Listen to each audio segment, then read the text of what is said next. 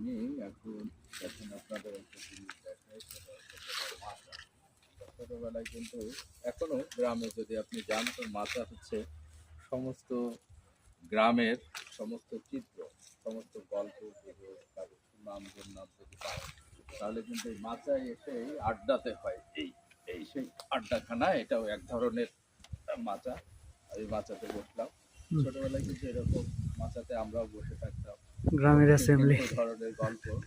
আপনি যদি মনে করেন গ্রামের একটা ভিউ চান, একদম সামারি, সকালবেলায় সে বিশদভাবে বা বিকেলে সন্ধ্যায় রাত 10টা 11টা 12টা পর্যন্ত এরকম মাচা আড্ডা দেওয়া হয়, চা খাওয়ার ব্যবস্থা করা হয়। তবে মাচার যে প্রচলন এখন কিন্তু গ্রামে সেইভাবে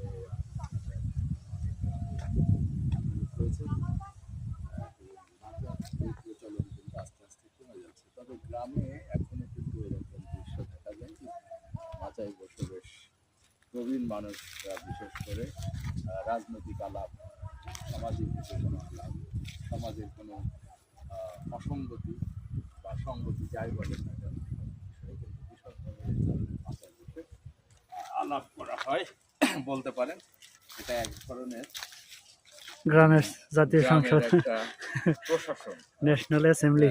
একেবারে গ্রামের প্রশাসন চালানোর জন্য কিন্তু একসময় এই ধরনের মাচার একটা বেশ ভালো ব্যবস্থা ছিল।